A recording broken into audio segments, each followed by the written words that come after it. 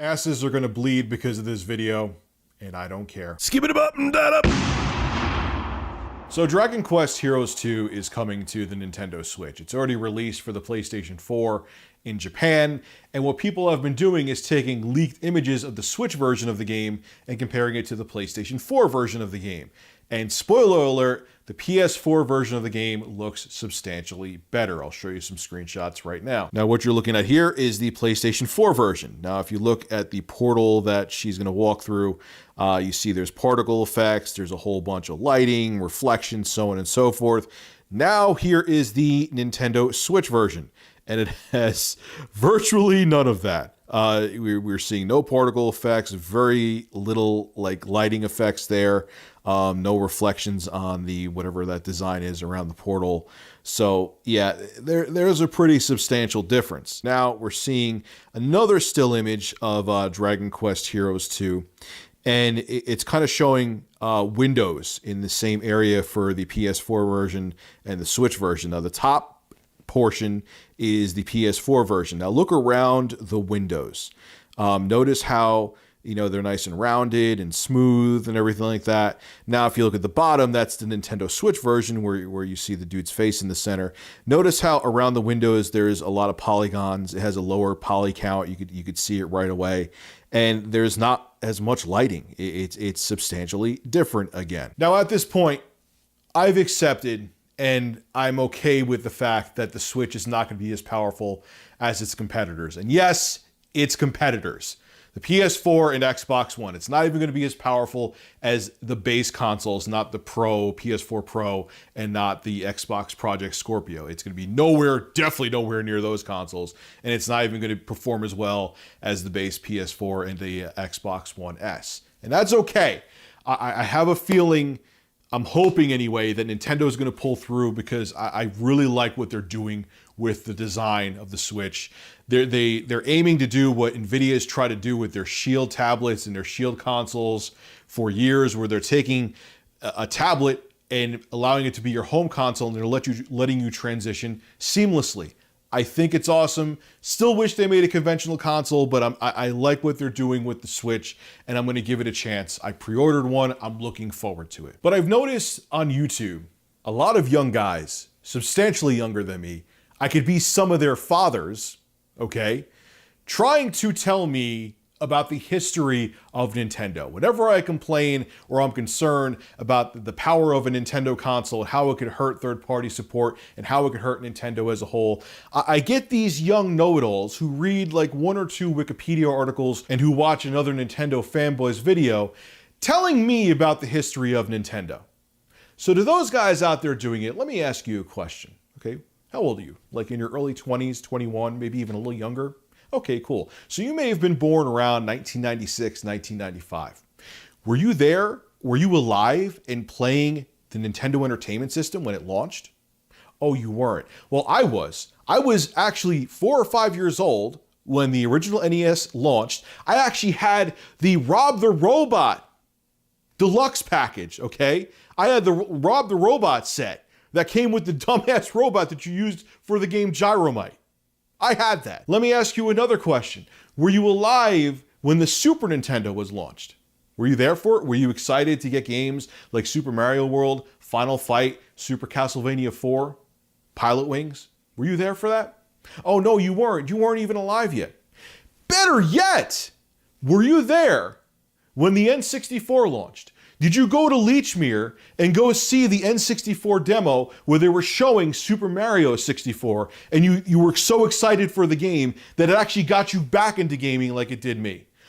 Oh, you may have not even have been a sperm cell in your dad's nutsack yet. Okay, so take your little Nintendo history lessons where you're trying to tell me that Nintendo has never been about the specs.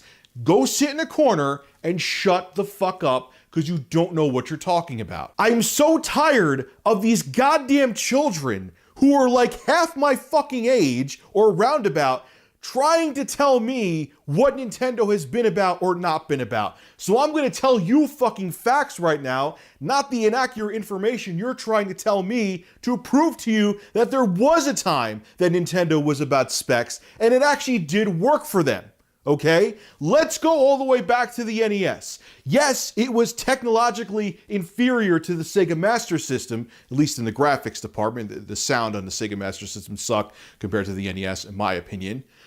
But it was still close enough in hardware capabilities to the Sega Master System so it could compete. And due to Nintendo's harsh policies and they got all the third-party support, the Sega Master System didn't have a chance, but that's a different story. But in terms of specs, it was close enough that it could hold its own, okay?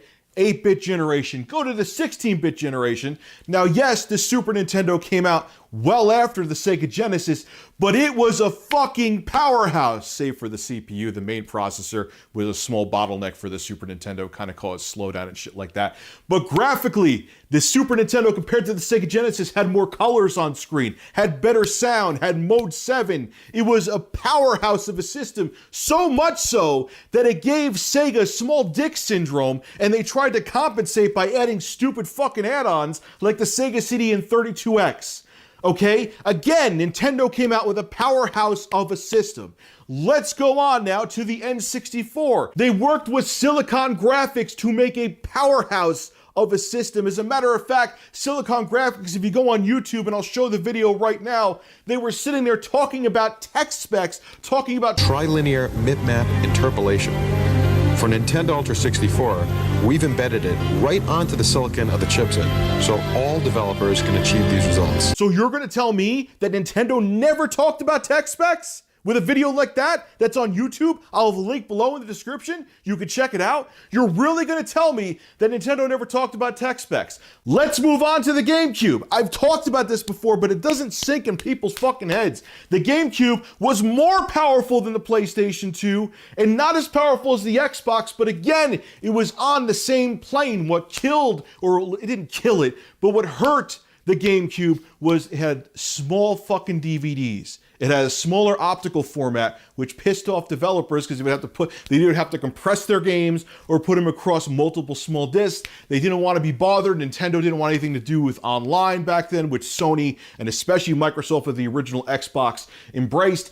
That hurt the GameCube. It wasn't because it wasn't powerful, it was because Nintendo, even to this day, they still do it, made dumbass business decisions. It wasn't until the fucking Wii where Nintendo said, oh, you know what? We are marketing dumbasses, so how about we do this instead? Let's just overclock the GameCube, put it in a pretty white box that could stand up vertically, and give 2 motion control dildos along with it, and let's hope that works. And it did. I almost wish it didn't, because maybe Nintendo would have gotten their heads out of their asses much sooner, but it did. It sold over 100 million. 100 million Wiis have been sold, and ever since then, Nintendo has been on some other shit and has totally went into a different direction. Nintendo has before competed with tech specs and has talked about tech specs, and just proof alone that you don't need to look up a Wikipedia article or a Nintendo fanboy video.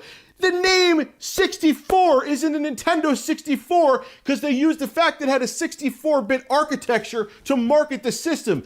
Can you get any more fucking tech spec than that? I know it seems like I'm getting melodramatic and worked up rich. It's fucking video games, calm down. But I'm so tired, whether it be video games, whether it be politics, whether it be religion, whatever the case may be, that people put their hands in their fucking ears and only hear what they want to hear and don't listen to fucking facts. What I told you about the consoles right now, that's not subjective. That's fact. That's fact. The Silicon Graphics video, again, where they're talking about the specs of the Nintendo 64, which Nintendo never talked about, is in the description. It's right there. I'm not making this up. I'm not one of those fucking fanboys who lives in this imaginary world who only hears what I want to fucking hear. I go by facts and history proves that Nintendo was about tech specs, okay? Now you're going to say, oh, Rich, but no one ever wants third-party support from Nintendo. They don't care about that. Nintendo used to be the place you went to for third-party support. With the NES and SNES, they started to fuck it up when with the Nintendo 64, they went to cartridges, so companies like Square Enix couldn't fit their games like Final Fantasy VII on there.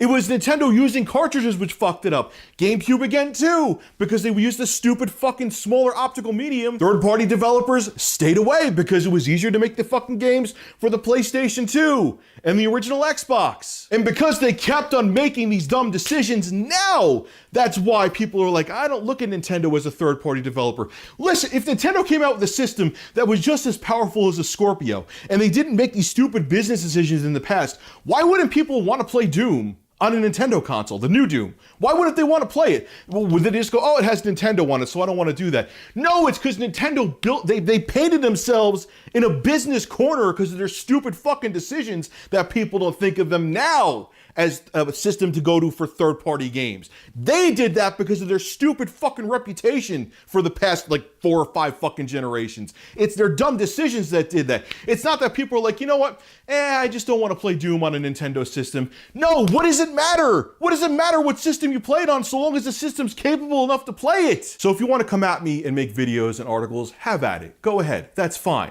But if you're gonna come at me, know what the fuck you're talking about. Because no offense, especially you young motherfuckers, I have more knowledge about Nintendo in 2 of my ass hairs than you do in your entire head. So sit down in the corner and shut up.